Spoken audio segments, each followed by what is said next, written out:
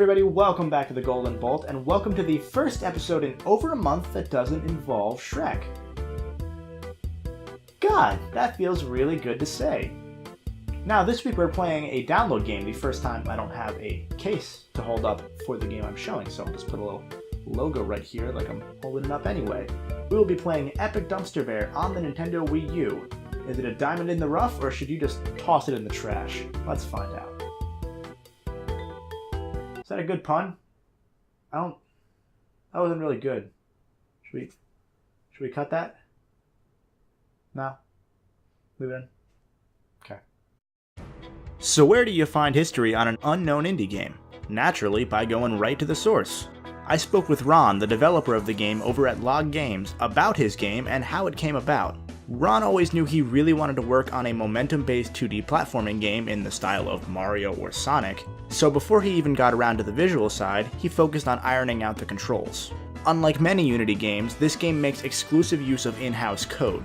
There are no outside engines powering Dumpster Bear. Once he nailed down the controls, since he, by admission, isn't an artist, Ron looked to the Unity asset library. He tested out several different animals, but once he rigged up the bear model, it looked so ridiculous that right then and there, he knew that was his protagonist. From there, he continued digging through assets to find enemies and blocks to fit his level themes, while also bringing on independent musician Mike Petrie to do the soundtrack for the game. The name Dumpster Bear actually has two origins. One, there was an issue at the time in his community with bears digging through the trash, and two, the game was sort of a dumpster dive for assets, if you will, and by his own admission it looked, well, garbagey. From there, he added a ridiculous anti-corporation theme to have a little fun with it, and added the word epic to poke fun at Epic Mickey. After about a year of development, Epic Dumpster Bear was released exclusively on the Wii U in April of 2016. Ron chose the Wii U because he was a huge Nintendo fan, and he felt it was a good fit since the Wii U didn't have many games at the time. Moreover, he even added in bonus levels that made use of the gamepad because he felt developers weren't integrating the controller enough.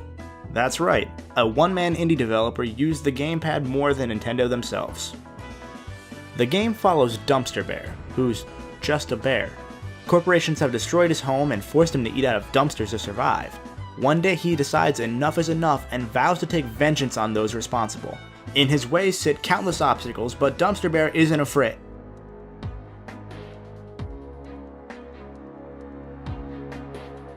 The bee was brainwashed by corporate interests. Well, maybe he should run for office. The game isn't even trying to take itself seriously when it comes to the story, and I love it for that. Lines like that are just hilarious, and the over-the-top style made me look forward to progressing more in this game. It starts off ridiculous and only gets more so. By the end, you're in f***ing space, destroying a corporate space station and fighting a space dragon. Whatever that is. I don't even care, I love it. There are even these little pieces of bear-themed information on the loading screens which add an extra little bit of charm. The story of a 2D platformer is usually meant as a catalyst to keep you playing, something to keep you going forward. Dumpster Bear's story did that for me. That said, just like I did with the 2D Mario games, I won't be giving this game's plot a score, it's only fair. Epic Dumpster Bear is a 2D platformer heavily inspired by the Mario series. You can tell that right away just by how the levels are designed. They're very simple, blocky levels that focus on tight platforming within the game's core mechanics. Dumpster Bear can run, jump, wall jump, and even grind on rails. He can only take 2 hits before he dies, although if you want to spend some coins on harder levels, you can buy an extra 3rd hit, though that only lasts for 1 use. Just like the later 2D Mario games, there's one checkpoint in most levels, which both hides any tedium that would come from death, and does a great job allowing the levels to flesh out a bit compared to if we had no checkpoints at all. That basic synopsis is pretty much all you're going to be doing throughout this whole game. That's not to say there aren't a couple of gimmicks, there are, such as a bomb power-up that functions like the Fire Flower, a set of wings that allows Dumpster Bear to fly and throw fireballs for some reason, and a fart power-up that gives Dumpster Bear the ability to double jump. However, the power-ups are used sparingly, almost too sparingly, honestly.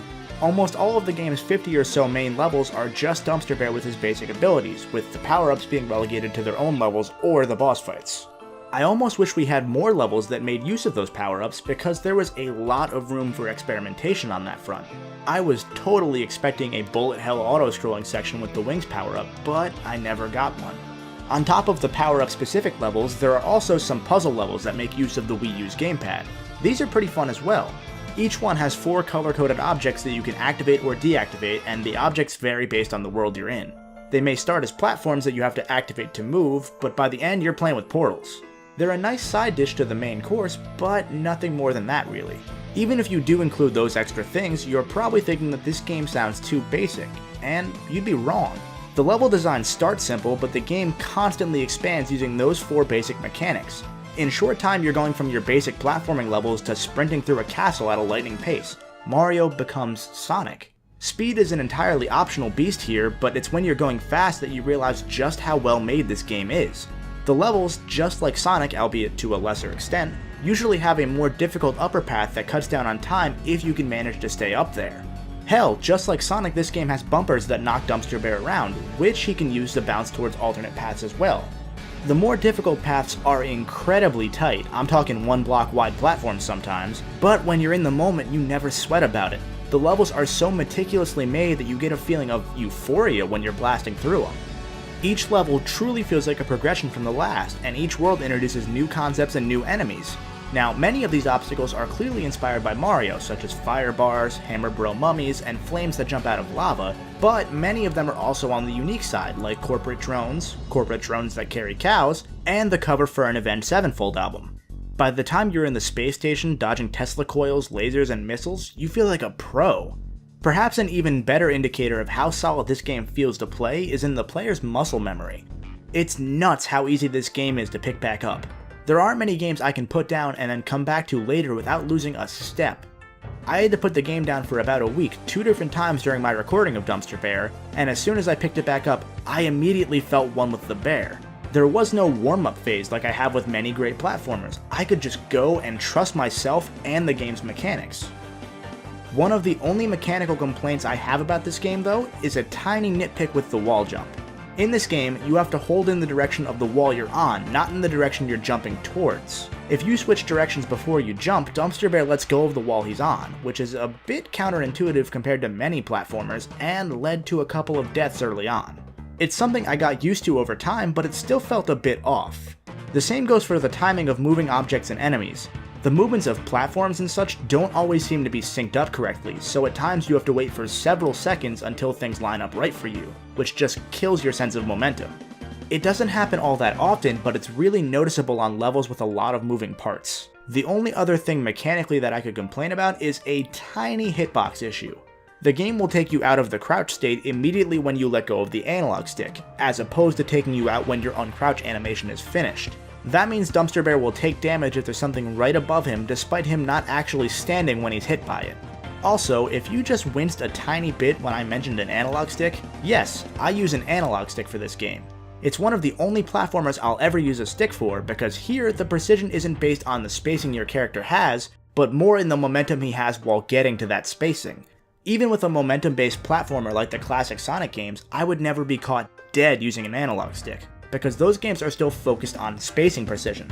But with Dumpster Bear's momentum, it just feels right because I know I can fine-tune my landings on the fly without risking any imprecision. For most of the journey, it's you, Dumpster Bear, and your skills. And those skills can pay off if you go for the collectibles this game has to offer. In addition to the coins sprinkled throughout the levels, there are 3 red coins hidden in most levels, which are similar to the Yoshi coins in the Mario games or the red rings in the more recent Sonic games. They're usually hidden behind a speed-based upper path or a platforming challenge, and getting them is so satisfying. So satisfying, in fact, that I went out of my way to get almost all of them on my first playthrough of each level. When you beat a level, you'll get 1 salmon, and when you get all 3 red coins, you'll get a second salmon for that level. There are a total of 148 salmon in the game to collect. Some levels also have portals hidden inside that unlock extra bonus levels. Additionally, each regular level has this target at the end that Dumpster Bear jumps onto, sort of like the flagpole in Mario. You're given a score based on where you land on that target, and you unlock Miiverse stamps as your overall target score grows. They don't affect anything else, but it's a nice bonus for those that want to go for full completion. The only truly major complaint I have about this game is the boss fights. There are 6 boss fights in total, and they're some of the easiest boss fights I've ever seen, to the point that they feel pointless gameplay-wise. I'm glad they exist because of the story side of things, but almost all of them boil down to running away, throwing bombs at him, and repeating until he's dead. The hardest one is the wolf boss in World 2, because you have to hit him by jumping on him while dodging around fireballs that are floating back and forth on each platform. Even then, the wolf AI's pathing is incredibly stupid. He just paces back and forth, jumping occasionally. With everything else being so wonderfully designed in each world leading up to the boss fight, the fights themselves end things on a low point. The sign of a great platformer is that it leaves you satisfied, but also wanting more. I want more Epic Dumpster Bear. The mechanics felt so crisp and made with love that I got a bit sad when I got to the end of the game. The only complaints I have about the game are mostly nitpicks. To add one more nitpick, I do wish there was some sort of time trial mode or a bonus for beating a level under a certain time. The game's wonderful use of momentum at times feels a tiny bit betrayed without it. Otherwise, the game is a total shock to me, because just by looking at it, I wouldn't expect this game to be so well made, and I definitely wouldn't expect that Dumpster Bear would become one of my favorite platforming characters in terms of control. That said, even if the complaints are mostly nitpicks, there were quite a few of them, and with the boss issue present on top of the many tiny complaints, I can't brush them all aside. So with that said, I'm giving Epic Dumpster Bear a silver bolt for its gameplay. Okay, let's talk about the elephant in the room here. This game doesn't look good. Everything about the game screams Unity Engine quite clearly.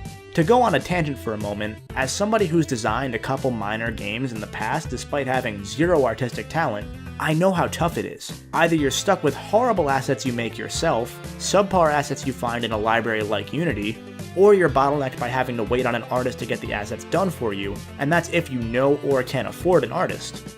I personally empathize, but I can't let that affect my critical judgment of the game.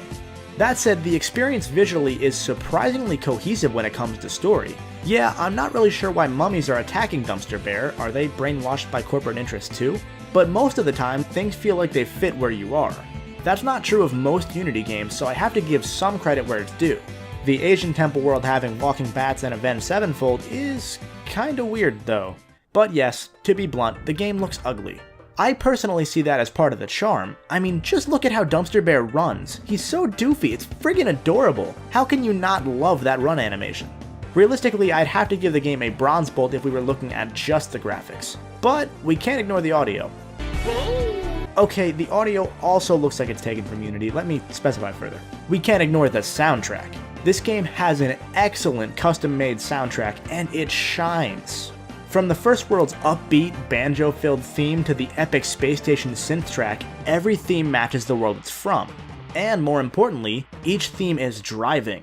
It doesn't let a song's speed get overwhelming, which could pressure the player subliminally to keep going, even if they're not ready to go. Instead, each theme hits perfectly and drives them to want to move forward, to want to clear that next obstacle, to want to stop evil corporate greed.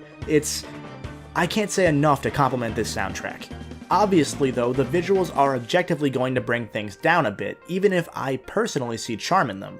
That, combined with the couple bugs and oversights I experienced throughout my playthrough, such as the game's audio completely cutting out 2 or 3 times, makes it tough to give the game a great score for its presentation.